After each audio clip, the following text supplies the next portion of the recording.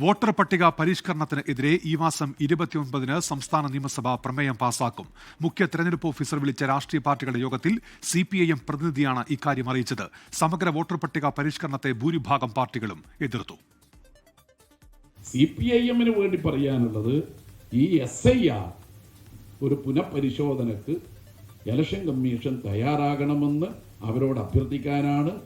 ഇത് സതുദ്ദേശം മാനിക്കുന്നു. കാരണം എന്യൂമറേഷൻ നടത്തുന്നുണ്ട് എന്ന് പറയുന്നുണ്ട്.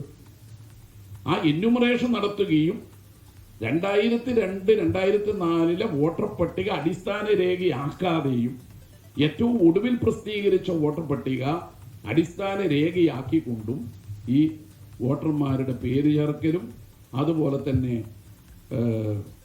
അങ്ങോട്ടും ഇങ്ങോട്ടും മാറ്റുന്നതും അതുപോലെ നീക്കം ചെയ്യലും. അനർഹരായ ഒരാളെയും വോട്ടർ പട്ടികയിൽ ഉൾപ്പെടുത്തണമെന്ന് ഞങ്ങൾ പറയുന്നില്ല.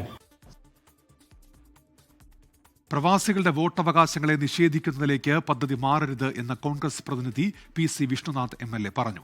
ഏതെങ്കിലും പ്രത്യേക വിഭാഗത്തെ ഒഴിവാക്കുന്നതിന് വേണ്ടിയാണോ വോട്ടർ പട്ടിക പുതുക്കലെന്ന സംശയമുണ്ടെന്ന് CPI കുറ്റപ്പെടുത്തി. പ്രവാസികളുടെ വോട്ടവകാശത്തെ സംബന്ധിച്ച് പ്രവാസികൾ എന്ന് പറഞ്ഞാൽ അവര് കേരളത്തിലൊക്കെ ആണെങ്കിൽ പൈസ മുടക്കിയും തെരഞ്ഞെടുപ്പ് സമയമാകുമ്പോൾ വിദേശത്തു നിന്നൊക്കെ നാട്ടിൽ വന്ന് ഈ വോട്ട് ചെയ്യാൻ വേണ്ടി മാത്രം വരുന്ന ആളുകളുണ്ട്. ലക്ഷക്കണക്കിന് ആളുകളുണ്ട് ഗൾഫ് രാജ്യങ്ങളിൽ നിന്നും മറ്റു രാജ്യങ്ങളിൽ നിന്നുമൊക്കെ. അപ്പോൾ ഈ പ്രോസസ്സ് നടക്കുന്നത് ഒരു കാരണവശാലും അവരുടെ അർഹതപ്പെട്ട വോട്ടവകാശത്തെ പ്രവാസികളുടെ വോട്ടവകാശത്തെ നിഷേധിക്കുന്ന തരത്തിലേക്ക് ആയി മാറരുത് എന്ന് കൂടി ഞങ്ങൾക്ക് ഒരു അഭ്യർത്ഥനയുണ്ട്. CPI മാത്രമല്ല, ജനാധിപത്യ ബോധമുള്ള എല്ലാ ഇന്ത്യക്കാരും ഈ SIR തട്ടിപ്പിനെ ഗൂഢപദ്ധതിയെ എതിർക്കും. BJPക്ക് വോട്ട് ചെയ്യില്ല എന്ന് അവർക്ക് സംശയമുള്ള എല്ലാവരെയും ഒഴിവാക്കിയിട്ട് അവർക്ക് പറ്റിയൊരു വോട്ടർ പട്ടിക ഉണ്ടാക്കാൻ വേണ്ടിയുള്ള നീക്കം. ഇത് ജനാധിപത്യമല്ല. ഇത് ശരിക്കും പറഞ്ഞാൽ ജനാധിപത്യത്തെ മാനഭംഗപ്പെടുത്തലാണ്. ജനാധിപത്യത്തിൻ്റെ എല്ലാ മര്യാദകളെയും മാനഭംഗപ്പെടുത്തുന്ന നീക്കത്തിൻ്റെ പേരാണ് SIR. അങ്ങനെ വോട്ടെടുപ്പിൻ്റെ ഗീതയും ബൈബിളും ഖുറാനുമായ വോട്ടർ പട്ടികയെ BJPക്ക് വേണ്ടി വലിയമസപ്പെടുത്തുന്ന ഒരു ഭ്രാന്തൻ്റെ പേരാണ് SIR. അതാണ് ബീഹാറിൽ കണ്ടത്. ആ രീതിയുമായിട്ട് ഇങ്ങോട്ട് ആരും വരേണ്ട. റിനു ശ്രീധറുണ്ട് ഇപ്പോൾ വിവരങ്ങളുമായി തിരുവനന്തപുരത്ത് നിന്ന്. റിനു, എന്തൊക്കെ അഭിപ്രായങ്ങളാണ് രാഷ്ട്രീയ പാർട്ടികൾ യോഗത്തെ അറിയിച്ചത്? എന്തൊക്കെയാണ് വിവരങ്ങൾ റിനു?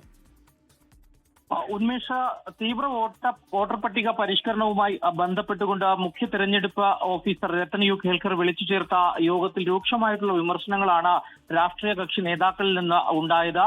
വോട്ടർ പട്ടിക പരിഷ്കരണത്തിനെ എതിർത്തായിരുന്നു BJP ഒഴികെയുള്ള പാർട്ടി നേതാക്കൾ സംസാരിച്ചത് എന്നുള്ളതാണ്. ഒരു കാരണവശാലും ഇത് അംഗീകരിക്കാൻ കഴിയില്ല എന്നുള്ള അഭിപ്രായം. ഒപ്പം 29-ാം തീയതി നിയമസഭയിൽ സംയുക്തമായി തന്നെ ഒരു പ്രമേയം ഈ വോട്ടർ പട്ടിക തീവ്ര പരിഷ്കരണത്തിന് എതിരെ നടത്തുമെന്നുള്ളതാണ് CPIM പ്രതിനിധിയായിട്ടുള്ള MB ജയരാജൻ അറിയിച്ചിട്ടുള്ളത്.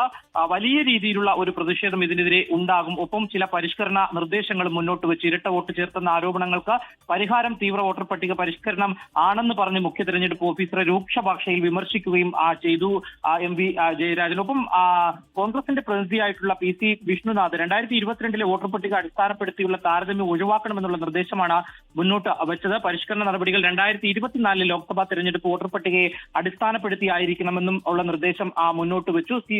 എന്നാൽ B ഗോപാലകൃഷ്ണൻ BJP പ്രതിനിധിയാണ് ആകെ ഈ തീവ്ര വോട്ടർ പട്ടിക പരിഷ്കരണത്തെ സ്വാഗതം ചെയ്ത് സംസാരിച്ചത്. ആ പരിഷ്കരണത്തിനുള്ള യോഗ്യത പൗരത്വം തെളിയിക്കലാണെന്നും കുടിയേറ്റക്കാർ എന്ന വാക്കിന്റെ നിർവചനം കൃത്യമാക്കണമെന്നും B ഗോപാലകൃഷ്ണൻ ആവശ്യപ്പെടുന്ന ഒരു സാഹചര്യവും ഉണ്ടായി. എന്തായാലും ഇവരുടെ നിർദ്ദേശങ്ങളെല്ലാം മുൻനിർത്തിക്കൊണ്ട് കേന്ദ്ര തെരഞ്ഞെടുപ്പ് കമ്മീഷന്റെ നിർദ്ദേശം വരുന്ന മുറയ്ക്ക് പൂർണ്ണതോതിലുള്ള ഒരു SIR നടപ്പിലാക്കാൻ തന്നെയാണ് ഇപ്പോൾ തീരുമാനിച്ചിട്ടുള്ളത്. എന്തായാലും സംസ്ഥാനത്ത് SIR നടപ്പിലാക്കുവാൻ പ്രായോഗികമായ ബുദ്ധിമുട്ടുകളില്ല എന്നുള്ളതാണ് നിലവിലെ തീരുമാനം. ശരി, റിനു ശ്രീധറാണ് ഇപ്പോൾ വാർത്തയുടെ വിശദാംശങ്ങൾ നൽകിയത്. ലോകത്തെവിടെയായാലും ഏത് സമയത്തും 24 വാർത്തകളും ഓഗ്മെന്റഡ് റിയാലിറ്റി പാക്കേജുകളും എക്സ്പ്ലെയിനറുകളും വിശദമായി കാണാൻ ഞങ്ങളുടെ YouTube ചാനൽ നിങ്ങൾക്ക് സബ്സ്ക്രൈബ് ചെയ്യാം.